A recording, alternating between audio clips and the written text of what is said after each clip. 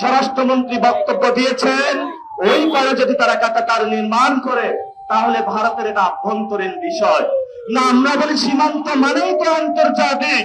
আপনি সংবিধান বুঝেন, সীমান্ত বুঝেন না, সার্বভৌমত্ব বুঝেন না। আমরা মনে করি এগুলা হলো ভুয়া সংবিধান বিশেষজ্ঞ। এখনো আমাদেরকে বলে যে আমরা কি সরকার বিরোধী, আর আপনার নামের দলে হলো জাতীয়তাবাদী। তাহলে তো যে জন্য আজকে আমরা আন্দোলনে দাঁড়িয়েছি, সেই আন্দোলনটা তো প্রথমেই আপনার করার কথা ছিল। কারণ জিয়াউর রহমান আন্দোলন করেছিল, বেগম খালেদা জিয়া আন্দোলন করেছিল। উনি বলেছিল সার্বভৌমত্বের সাথে কোন আপোষ করবে না। ওদের হাতে গোলামীর জিঞ্জির, ওদের হাতে দিল্লির জিঞ্জির। উনি বলেছিল আমাদের হাতে স্বাধীনতার পতাকা। তাহলে আজকে সেই স্বাধীনতার পতাকা কোথায়? সীমান্তে বুলন্ডিত হচ্ছে।